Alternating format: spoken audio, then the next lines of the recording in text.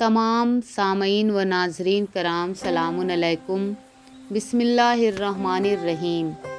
شروع کرتی ہوں میں اللہ کے نام سے جو نہایت رحم کرنے والا ہے۔ آداب اسلامی کا لیسن نمبر 4، جس میں اس موضوع پر گفتگو ہوگی کہ رشتہ داروں کے ساتھ قطع تعلق کرنا کیسا ہے، اور قرآن اور حدیث میں قطع تعلق کرنے والوں کے بارے میں کیا حکم ہے۔ آیا قرآن اور حدیث میں رشتہ داروں سے قطع تعلق کرنے کا حکم دیا گیا ہے یا اس کی مذمت کی گئی ہے؟ جیسا کہ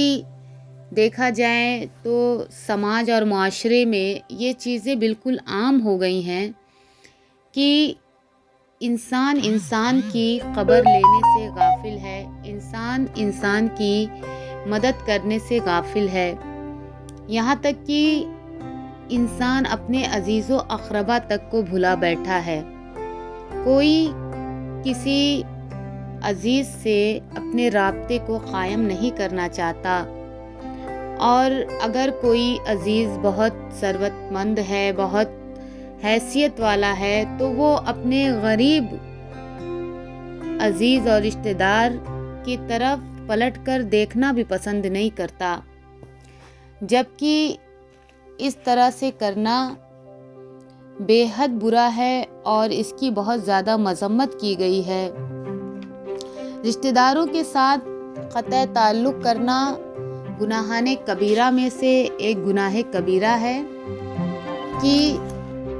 جو لوگ رشتہ داروں سے قطع تعلق کرتے ہیں، پروردگار عالم بھی ان سے اپنے تعلقات کو منقطع کر لیتا ہے اور ان کی طرف سے رحمت کی نگاہ کو پھیر لیتا ہے، وہ رحمت الہی سے محروم ہو جاتے ہیں۔ اور اگر پروردگار عالم کسی کو ثروت مند یا باحیثیت بناتا ہے تو پروردگار عالم ان سے یہ توقع رکھتا ہے، ان سے یہ امید رکھتا ہے کہ اللہ کے بندوں کے ساتھ وہ اچھے رویے سے پیش آئیں، اپنے رشتہ داروں کے ساتھ وہ حسن سلوک سے پیش آئیں، کہ جیسا کہ قرآن مجید میں پروردگار عالم ارشاد فرما رہا ہے کہ فَهَلْ عَصَيْتُمْ إِن تَوَلَّيْتُمْ أَن تُفْسِدُوا فِي الْأَرْضِ وَتُقَطِّعُوا أَرْحَامَكُمْ، تو کیا تم سے کچھ بعید ہے کہ تم صاحب اقتدار بن جاؤ تو زمین میں فساد برپا کرو اور قرابت داروں سے قطع تعلقات کر لو۔ یعنی پروردگار عالم بھی انسان کی خصلت سے آگاہ ہے کہ اگر انسان صاحب اقتدار بن جاتا ہے، پروردگار عالم اسے اقتدار سے نواز دیتا ہے، مال و دولت سے نواز دیتا ہے، تو وہ زمین میں خود کو اس مال و دولت کے حقدار سمجھنے لگتے ہیں، اور اس طرح سے وہ زمین میں فساد برپا کرتے ہیں اور اپنے قرابت داروں سے بھی قطع تعلقات کر لیتے ہیں۔ یعنی وہ اپنے نگاہ میں اپنے سے بڑا کسی کو نہیں سمجھتے اور اپنے سے نیچے طبقے والوں کی طرف پلٹ کر دیکھتے بھی نہیں ہیں، چاہے وہ ان کے رشتہ دار ہی کیوں نہ ہوں۔ دوسری آیت میں پروردگار عالم ارشاد فرماتا ہے کہ جو خدا کے ساتھ مضبوط عہد کرنے کے بعد بھی اسے توڑ دیتے ہیں، جسے خدا نے جوڑنے کا حکم دیا ہے اسے کاٹ دیتے ہیں اور زمین میں فساد برپا کرتے ہیں، یہی وہ لوگ ہیں جو حقیقتاً خسارے والے ہیں۔ یعنی پروردگار عالم نے اس آیت میں بھی قطع تعلق کرنے والوں کو زمین میں فساد برپا کرنے والے سے تعبیر کیا ہے کہ اور جو لوگ قطع تعلق کرتے ہیں، یعنی اپنے رشتہ داروں سے تعلقات کو توڑ دیتے ہیں، تعلقات کو ختم کر دیتے ہیں، وہ لوگ دنیا میں بھی گھاٹا اٹھانے والوں میں سے ہیں اور آخرت میں بھی انہیں خسارے کے علاوہ یعنی گھاٹے کے علاوہ کچھ بھی نہیں ملے گا۔ پروردگار عالم نے قطع رحم کو زمین میں فساد برپا کرنے کے برابر قرار دیا ہے اور اس کی طرف متوجہ کیا ہے کہ آپسی تعلقات توڑ لینے کے بعد، زمین پر فتنہ و فساد پھیلانے کے بعد،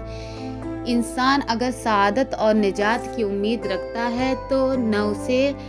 کسی طرح کی کوئی سعادت یعنی کامیابی مل سکتی ہے اور نہ ہی اسے کسی طرح کی کوئی نجات مل سکتی ہے۔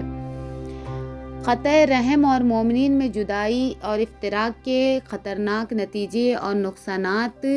अहादीस शरीफ की रोशनी में बयान की गई है, जो इस तरह से है। पैगंबर अकरम का इरशाद है कि जिस कौम के अंदर कोई अरहाम से ख़ता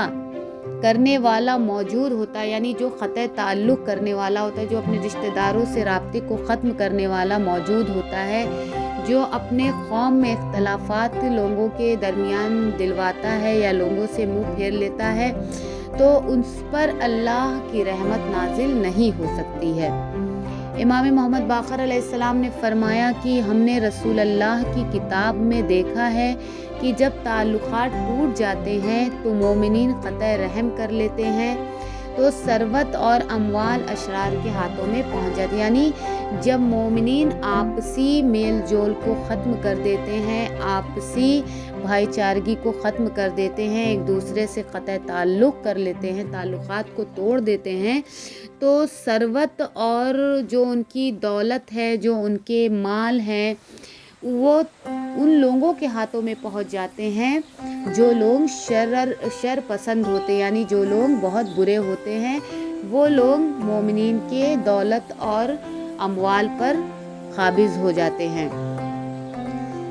अहादीस के मुताबिक जो आइज़ा एक दूसरे से क़तअ ताल्लुक़ कर लेते हैं, उन पर परवरदिगार आलम की रहमत नाजिल नहीं होती है। और अगर खुदा न खास्ता किसी कौम में इस ख़तरनाक बीमारी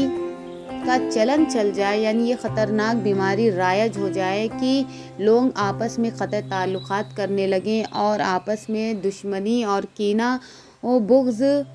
की चलन चलने लगें, तो उन पर जो बुरे लोग होंगे उनका कब्ज़ा हो जाता है। और ये बात बिल्कुल वाज़ेह है कि सिला रहम से जिस तरह आपसी भाईचारे और बिरादरी को इस्तेहकाम हासिल होता है,